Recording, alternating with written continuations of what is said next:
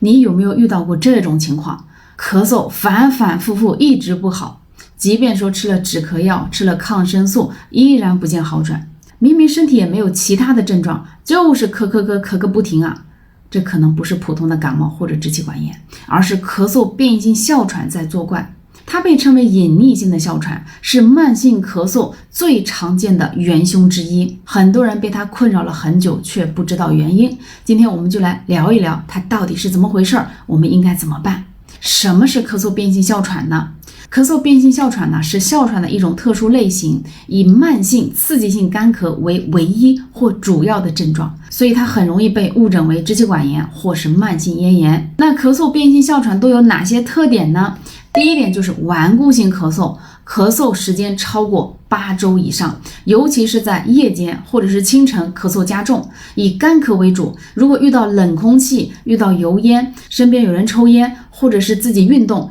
或者是在春季花粉刺激之后，症状会明显加剧。第二个就是抗生素无效，身体没有明显的感染迹象，而且长期使用抗生素呢，治疗效果不佳。第三点是哮喘治疗有效，使用支气管扩张剂等这种抗哮喘的药物呢，症状能够明显的缓解。第四，做支气管激发实验提示阳性，或者是舒张实验是阳性。第五点是家族里面可能有哮喘的病史，或者是患有过敏性鼻炎的疾病。那咳嗽变异性哮喘对我们的人体危害是很大的，因为长期咳嗽除了会影响我们的睡眠，还有我们的生活状态，同时呢，像一些儿童患者长期咳嗽可能会影响肺功能的发育。那么有一些部分咳嗽变异性哮喘的人群啊，如果不规范治疗，可能会发展为典型的哮喘，出现喘息、呼吸困难等表现。那记住以下4招，帮你降低发作的风险。第一就是精准规避诱因，我们要定期清洗床上用品，可以使用除螨仪，